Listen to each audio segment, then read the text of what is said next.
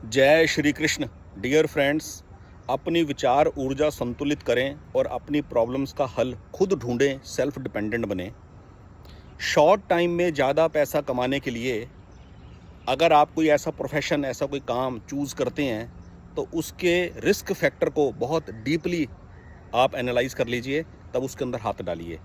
ऐसा मत एक्सपेक्ट करना कि आपने किसी एस्ट्रोलॉजर से राय ले ली, अंगूठियां पहन ली 2-3 तो आप समझोगे कि अब ग्रह बहुत स्ट्रांग हो गए, तो जिस फील्ड में उतरोगे उसमें कामयाबी ही कामयाबी मिलेगी। फॉर एग्जांपल, कोई इंसान बिजनेस कर रहा है और लॉस में चल रहा है, बैंक्स का पैसा देना काफ़ी ज़्यादा पेंडिंग हो गया, वो आदमी अब अपने घर को मॉर्गेज करता है, गिरवी रखता है या घर को सेल आउट करता है, और जो पूंजी आती है उससे अपना कर्ज चुकाता है, और बाकी बची हुई पूंजी से अब वो एक नया घर नहीं खरीद सकता, इतने पैसे नहीं हैं।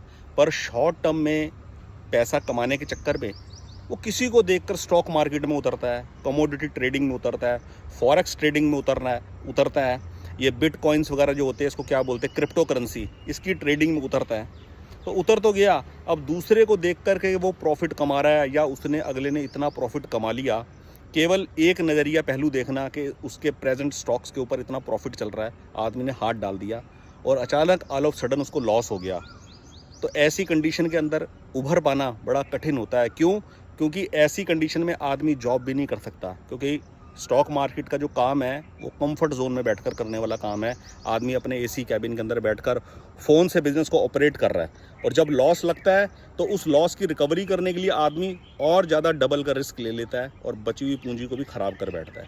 तो ऐसे कामों के अंदर शॉर्ट टर्म के अंदर एकदम से जल्दी पैसा कमाने के लालच में आप किसी गलत ज्योतिषी के हाथ ना चढ़ें, कोई ठगी का शिकार ना बने, और ऐसा एक्सपेक्ट भी ना करें कि आपने कंसर्न जेमस्टोन अगर धारण कर लिए तो ऑल ऑफ सडन कोई चमत्कार एकदम से हो जाएगा। हो भी सकता है, लेकिन वो हमेशा नहीं होता। इन रिस्क फैक्टर्स को ध्यान में रखकर अपनी ऊर्जा को संतुलित कर ही उस काम के अंदर अपना हाथ डालें और एक्सपीरियंस गेन करें, तब उसके अंदर आप अपना रिस्क डिसाइड करें कि कितने परसेंट, किस डेप्थ तक आपको रिस्क उठाना है। खरीदे हुए स्टॉक को अगर लॉस चल रहा है तो ये ज़रूरी नहीं कि उसको इमीडिएटली लॉस के ऊपर बेचा जाए। आपके अंदर एक कैपेसिटी होनी चाहिए, उसको होल्ड कर लो कुछ समय के लिए, और तब तक आपके पास कोई अल्टरनेट होना चाहिए इनकम सोर्स क्रिएट करने का। इस तरीके से समझदारी से चलिए। एस्ट्रोलॉजी का इस्तेमाल लोग इसीलिए जल्दबाजी में प्रॉपर उठा नहीं पाते, और जो प्रोफेशनल एस्ट्रोलॉजर्स होते हैं उनको केवल अपनी फ़ीस लेने से मतलब होता है। आदमी बात को समझा नहीं समझा, इससे कोई कंसर्न नहीं उसको। बहुत बहुत धन्यवाद। जय श्री कृष्ण।